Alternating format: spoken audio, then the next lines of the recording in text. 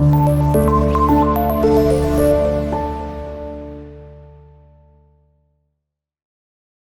वालेकुम class, this is me Ghulam Nabi, your biology teacher.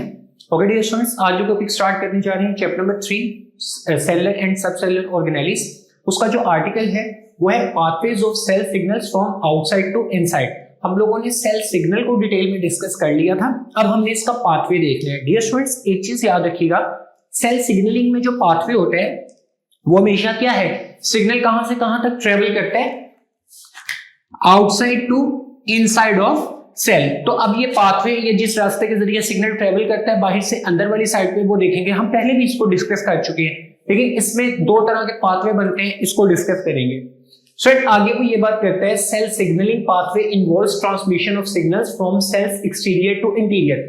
Signalling, cell signalling pathway का मतलब क्या होता है कि सिग्नल का ट्रांसमिट करना कहां से कहां तक, सेल के बाहर से सेल के अंदर तक, ठीक है, एक्सटीरियर टू इंटीरियर, ये पाथवे है। सर उसके बाद है, इसके नतीजे में होता क्या है, जब बाहर से अंदर वाली साइड पर सिग्नल आ गया तो यहां से सेलुलर रिस्पॉन्स जनरेट होता है। वो किसी भी फॉर्म में हो सकता है, हमने डिफरेंट टाइप के रिस्पॉन्सेस पढ़े, ग्रोथ, डिफरेंशिएशन, अपोप्टोसिस, ये सारे रिस्पॉन्सेस थे। अब दो तरह के सिग्नलिंग पाथवे बनते हैं। अब ये कह सकते हैं दो टाइप्स के सिग्नलिंग पाथवे बनते हैं, और वो किस चीज पे बेस करते हैं। पहला जो पाथवे है उसका नाम है प्रोटीन पेप्टाइड सिग्नलिंग, और दूसरा जो है उसका नाम है स्टेरॉइड सिग्नलिंग। अब वन बाय वन इसके अंदर डिस्कस करेंगे इनका डिफरेंशिएशन। तो पहला है प्रोटीन पेप्टाइड सिग्नलिंग। इसका मतलब क्या है, इसका मतलब ये डियर स्टूडेंट्स कि प्रोटीन और peptide signalling molecules are water soluble. जो लाइगेंड होते हैं, आपने पढ़ा था ना कि जो मॉलिक्यूल रिसेप्टर के साथ बाइंड करता है, अगर वो लाइगेंड मॉलिक्यूल प्रोटीन या पेप्टाइड सिग्नलिंग हो, ठीक है, प्रोटीन है या अमीनो एसिड की चेन मिलके जो चेन्स बनाते हैं उसको पेप्टाइड चेन बोलते हैं, जो अल्टीमेटली प्रोटीन बनाने में हेल्प करते हैं। अगर वो प्रोटीन या पेप्टाइड सिग्नलिंग है तो जो उसके मॉलिक्यूल्स होंगे वो वाटर सोल्यूबल होंगे, पानी में सोल्यूबल होंगे।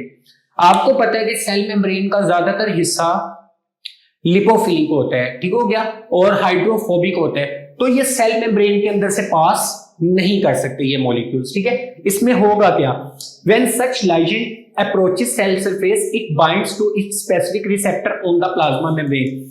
अब इस तरह का जो पेप्टाइड सिग्नल या प्रोटीन सिग्नल या लाइगेंड, ये जब सेल मेम्ब्रेन, ये बाहर वाली क्या है, सीएम सेल मेम्ब्रेन है, ठीक है, वह यहां पर अप्रोच करते हैं तो ये वहां पर जाकर अपने स्पेसिफिक रिसेप्टर के साथ क्या करता है, बाइंड। के पीछे भी हम चीज डिस्कस कर चुके हुए हैं, ठीक है, वो उसके साथ जाके बाइंड करेगा।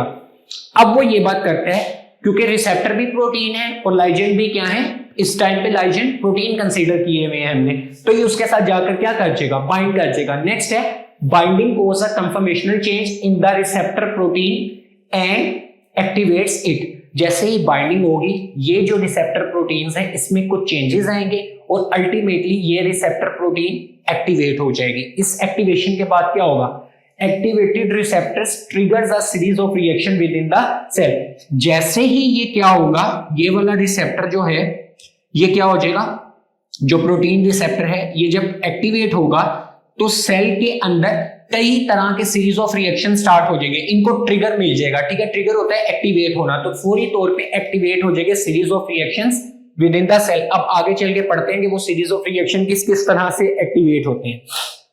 स्टूडेंट नेक्स्ट पॉइंट है, this reaction generate second messengers. ये भी हमने प्रीवियसली पढ़ लिया था, इनके रिएक्शंस के नतीजे में क्या चीज जनरेट होती है, सेकंड मैसेंजर। अब देखें, नेक्स्ट प्रोसेस होता है सिग्नल ट्रांसडक्शन का, जिसमें सिग्नल्स के अंदर इंटरेक्शन और उनकी मॉडिफिकेशन या सिग्नल की एम्प्लीफिकेशन होनी है।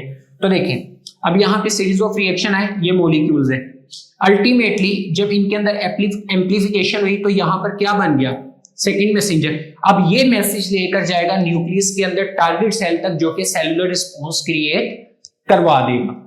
स्टूडेंट नेक्स्ट वो ये बात करता है, जैसे सेकंड मैसेंजर बनेगा, एग्जांपल भी उसने दिया, जैसे साइक्लिक एएमपी है, ये हम प्रीवियसली भी डिस्कस करके आए ना। इसके अलावा कुछ कैल्शियम आयंस भी होते हैं, जिस विद स्टार्ट चेंजेस, जिसके नतीजे में चेंजेस आना स्टार्ट हो जाएंगे। चेंजेस जो आ रहे हैं उसको क्या बोलते हैं, सेलुलर रिस्पॉन्स। और वो चेंजेस किस फॉर्म में आ सकते हैं, जीन्स के जो एक्सप्रेशन है वो चेंज होंगे, सर्टेन जीन्स ऑन हो जाएंगी, सर्टेन जीन्स स्विच ऑफ हो जाएंगी। तो यहां पर ये सेकंड मैसेंजर ये देखें यहां से सेकंड मैसेंजर ये न्यूक्लियर मेम्ब्रेन को क्रॉस करके कहां पर एंटर हो गया है, न्यूक्लियस के अंदर, और वो यहां पर जाकर सर्टेन चेंजेस करवाएगा। एग्जाम्पल उसने लिखी है जीन्स की एक्सप्रेशन को चेंज करेगा, ठीक है। तो इस प्रोसेस को क्या बोलते हैं, सेलुलर रिस्पॉन्स, और वो किसी भी नतीजे में हो सकता है, मेटाबॉलिज्म, ग्रोथ। यहां पर लिखा हुआ है कि जैसे ही पाथवे जेन एक्सप्रेशन होगा, this pathway can leads to changes, metabolism change हो रहा है, सेल ग्रोथ में चेंजेस आ रहे हैं, डिवीजन, और अल्टीमेटली जो प्रोग्राम सेल डेथ होती है उसमें भी कुछ सर्टेन टाइप के चेंजेस आ रहे हैं। स्टूडेंट नेक्स्ट है आपके पास स्टीरॉयड सिग्नलिंग। प्रोसेस सेम है, पाथवे भी सेम है, बट मॉलिक्यूल का एक डिफरेंस है, स्टीरॉयड या हार्मोन्स, ठीक हो गया। अब ये है बेसिकली क्या, स्टीरॉयड सिग्नलिंग में जो steroid hormone basically messenger molecules को ही क्या कहते हैं, हार्मोन, जिन्होंने मैसेज को एक जगह से दूसरी जगह ट्रांसमिट करना होता है। अब यहां पर क्या होते हैं, स्टीरॉयड हार्मोन जो कि लिपोफिलिक होते हैं। लिपोफिलिक ये इंपॉर्टेंट पॉइंट है, मतलब कि लिपिड लविंग, ये मेम्ब्रेन से इजीली पास कर सकते हैं। Can diffuse through plasma membrane to target cell, ये प्लाज्मा मेम्ब्रेन से टारगेट सेल तक इजीली सेल मेम्ब्रेन से डिफ्यूज कर सकते हैं, क्योंकि सेल मेम्ब्रेन लिपोफिलिक है। स्टूडेंट आगे वो ये बात कर रहा है, once inside binds to specific intracellular receptor located in the cytoplasm और न्यूक्लियस। यहां पर डिफरेंस ये आ रहा है, यहां पर तो पेप्टाइड में तो जो रिसेप्टर्स थे वो प्लाज्मा मेम्ब्रेन के अंदर मौजूद थे, इम्बेड हुए थे, बट यहां पर जो रिसेप्टर्स होंगे वो प्लाज्मा मेम्ब्रेन के अंदर नहीं है, वो इंट्रासेलुलर रिसेप्टर्स हैं। लेट्स सपोज ये रिसेप्टर साइटोप्लाज्म में मौजूद है, सेल के अंदर मौजूद है, मेम्ब्रेन पर मौजूद नहीं है। तो ये जाते साथ ही स्टीरॉयड जाकर बाइंड करेंगे किसके साथ, रिसेप्टर के साथ, या तो वो साइटोप्लाज्म में भी हो सकता है रिसेप्टर, या वो रिसेप्टर न्यूक्लियस के अंदर प्रेजेंट हो सकते हैं। तो यहां पर एक डिफरेंस जनरेट हो गया।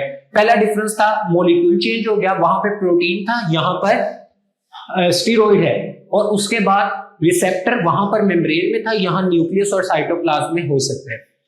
जैसे ही बाइंडिंग आएगी, result in formation of active receptor, जैसे ही ये रिसेप्टर के साथ क्या करेगा, ये स्टीरॉयड हार्मोन इस रिसेप्टर के साथ बाइंड करेगा, तो फौरी तौर पे चेंजेस आना स्टार्ट हो जाएंगे। अब वो चेंजेस में क्या होगा, hormone complex moves to nucleus if it was all not there.